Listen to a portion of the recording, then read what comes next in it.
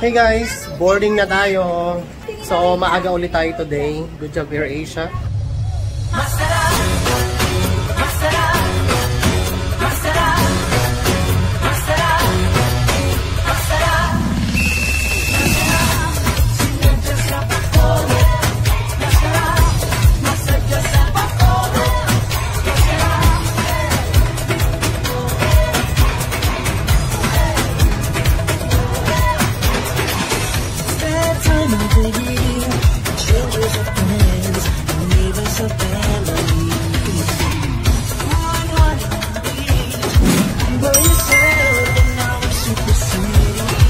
Hello guys! Welcome back to Travel YOLO, and for today's vlog ay pupunta tayo sa City of Smiles, Bacolod City.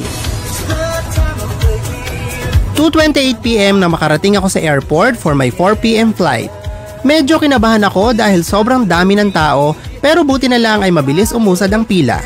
So hindi ako masyadong natagalan sa pag-check-in ng aking luggage.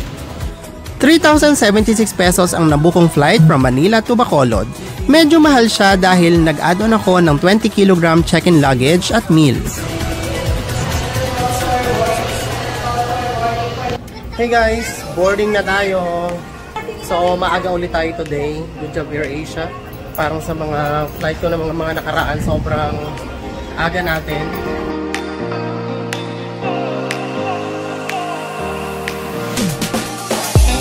Hey guys, so nakaboard na tayo 3:30 PM. So maaga tayo today kasi yung boarding time ay 3:40 dapat.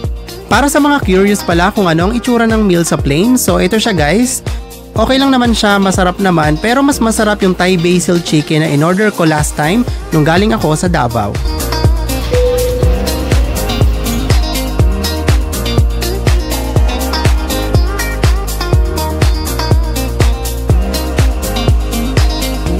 Around 5:30 PM na makarating ako sa Bacolod. Paglabas ng airport ay naghanap na ako ng masasakyan and nabigla ako sa offer ng taxi driver. Sa Amaya Steps sa may likod ng Capitol. Oh.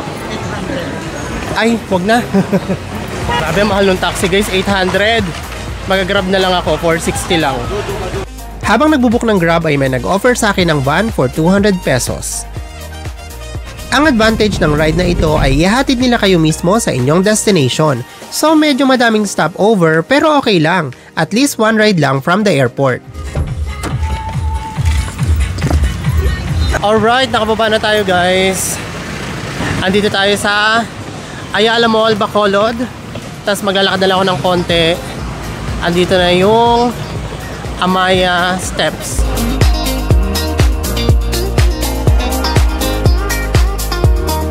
7 PM na makarating ako sa condo na binook ko sa Airbnb. Located ito sa likod ng Ayala Mall, Bacolod. Hello po, good afternoon. Yes po. Sige po. Maya-maya pa ay dumating na ang may-ari ng condo na mag-a-assist sa akin papunta sa unit. At syempre, bibigyan ko kayo ng room tour so you can consider this place as well in case magbabakasyon kayo sa Bacolod.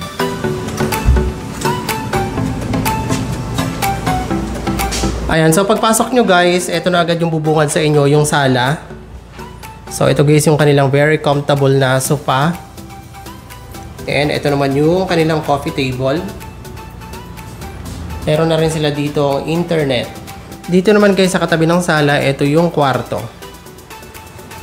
Ayan, maluwang naman yung kama niya. Air condition na din pala to guys. Pero meron din sila ditong electric fan. So kung hindi ka pa satisfied sa lamig, mag-electric fan ka pa. Ewan ko na lang kung hindi ka lamigin. Ayan, comfortable naman siya. Tapos dito naman sa side na to ay ang kanilang bar. Yan, so pwede kayo na magkape-kape, breakfast, kung gusto nyo kumain dito sa condo. Tapos ito yung kitchen area. Meron din sila ditong lutuan. So kung gusto nyo magluto dito, pwede nyo itong gamitin. Meron ditong kawali. Yun nga lang parang wala tayong kaldero dito guys.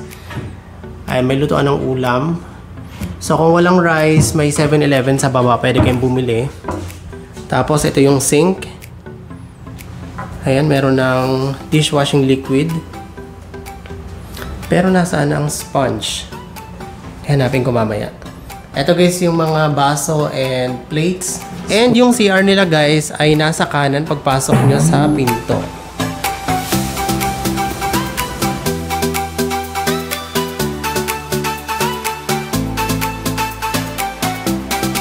Meron na din silang towel dito guys, so hindi nyo na kailangan magdala.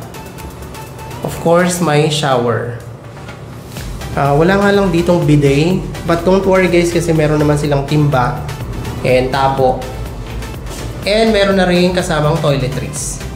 So ayan, meron ditong face towel, may tissue. Meron pa silang nilagay na mask, shampoo, sabon. And eto guys, ang bango nito. Inispray ko to kanina para siyang pabango eh. Pero wala kasing label. Pero ang bango niya.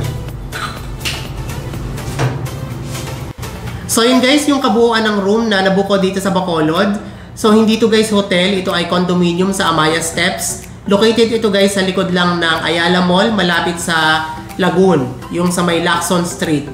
So wala na akong nabook guys na hotel kasi kasalanan ko. Late na ako nag-book, 3 weeks before the event, saka lang ako nag-book. So nung first week lang ng October, which is ang advisable talaga guys is 1 month before the event, saka ka dapat mag-book. Or kung mas maaga pa doon, mas maganda. Eh since na-late ako mag-book, wala na akong nahanap na available na hotel. And mahaba din kasi yung stay ko guys, 8 days ako. So usually, kaya lang nila akong i-accommodate ng weekdays and then pagdating ng weekend, fully book na sila so kailangan kong maghanap ng ibang hotel. And wala na rin talaga akong mahanap. So wala akong choice kundi mag-book sa condo. Buti na nga lang meron pa akong nahanap. Nakita ko yung condominium, sa Airbnb ako nag-book, hindi na sa Agoda. Kasi usually sa Agoda ako nag-book, wala na talaga. So yun guys, for tonight hindi na ako makakalabas kasi anong oras na, alas 8 na.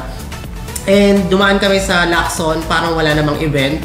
Parang wala pa yung, anong tawag dito? Yung maraming mga ihaw-ihaw, wala pa yon.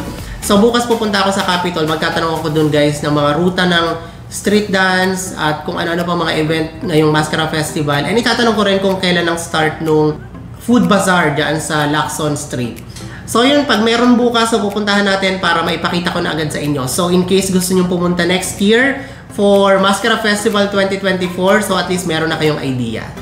Guys, ngayon ko lang pala napansin na mag-aayos na ako ng gamit ko nitong aking mga damit sa maleta. Wala palang cabinet dito. So wala akong paglalagyan ng aking mga damit kundi doon lang sa maleta. Kaya lang, yun nga, gusot siya. So kailangan ko lang ayusin yun ng... Kailangan ko i-unfold lahat ng damit ko kasi kung hindi, gusot talaga siya. Wala palang cabinet dito na pwedeng paghangiran ng mga damit. So that's one disadvantage nitong room na to. Pero overall, maganda naman tong room.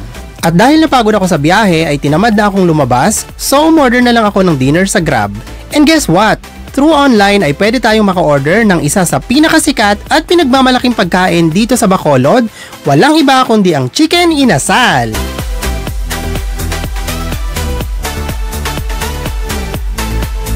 So that's it guys for my first night here in Bacolod. Tomorrow is my official day 1, so gagala ako sa town. Pupuntahan ko rin ang display ng Mascara Festival costumes at syempre maglalunch ako sa Manukan Country, ang pinakasikat na kainan ng inasal dito sa Bacolod. Thank you so much guys for all your support. Please like and subscribe.